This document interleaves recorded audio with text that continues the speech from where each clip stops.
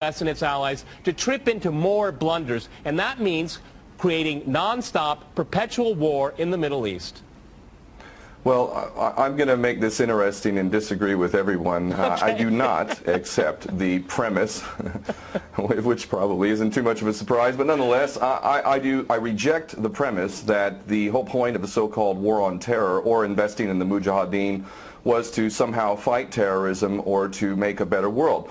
I would argue that if you really want to know what's happening with Middle Eastern policy, then you must read Oeged's A Strategy for Israel in the 1980s. Now, in that document, which is pretty much being played out to a T right now and has been for many years, there were serious objectives for Israel. And Israel's main objectives were to expand and grow in line with the Greater Israel Project. And in order for it to do that, there would need to be an excuse to justify the expansion of Israel, and in order to do that, we would have to sow the seeds of sectarian hatred and violence in the region. The #1 target of this plan was Iraq. We've achieved that. That's not a failure. That's actually a success. Iraq is a failed state largely. It is an absolute basket case. Sectarian hatred is absolutely insane. We see the beheadings and all of this madness, and we think it's a disaster. No, it's not at all. In fact, it's all part of the plan to break up Iraq into 3 different states.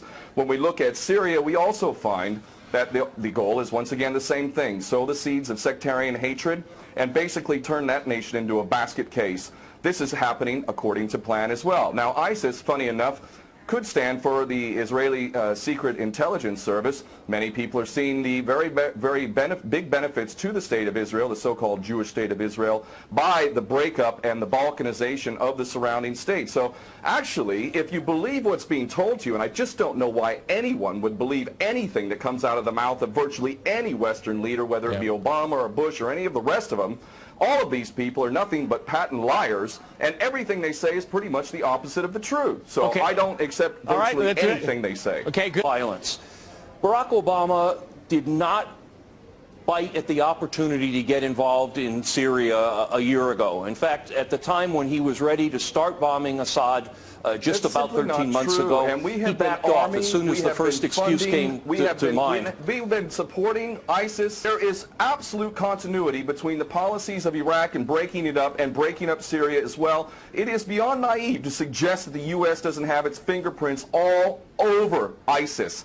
In fact, tell me this: why has ISIS never once, or al-Nusra Front or al-Qaeda, not once have they attacked Israel? In fact, ISIS militants are getting medical attention in the Golan Heights and in Israel itself. What does that tell you?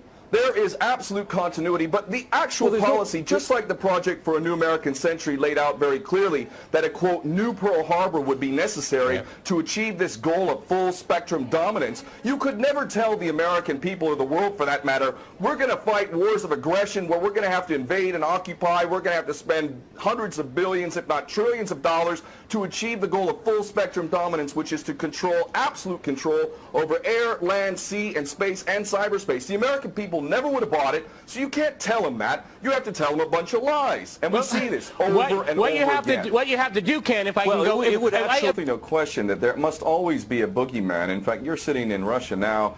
For 50 years plus, we were fighting this Cold War that really was an absolute charade to begin with. There never really was a threat of a Soviet invasion. And for decades, we spent insane amounts of money developing nuclear weapons to the point of really completely, totally collective insanity. And here we sit today in a world that threatens a third world war with a policy that is clearly intended to totally destroy Syria. Let's see what happens. If we take Bashar al-Assad out of the equation in Syria, does anybody with half a brain not understand that that vacuum that's going to be created is going to be a vacuum filled by the most powerful interests there? And who is that right now? Well, that would be our best friends and allies, these little Frankenstein monsters that we create, whether it's al-Qaeda or al-Nusra Front or the latest ISIS monster that we've created. Those are the ones that are going to fill that vacuum, and that fits perfectly in line with Oeged's A Strategy for Israel in the 1980s. And if these other two gentlemen haven't read that document, I seriously suggest you do. Another thing that's really worthy of pointing out is the so-called Islamic State is anything but Islamic. And yes, there is a war on Islam. Islam is very understood by many Muslims around the world to be absolutely 100% forbidden for you to forcibly convert somebody to Islam or kill them.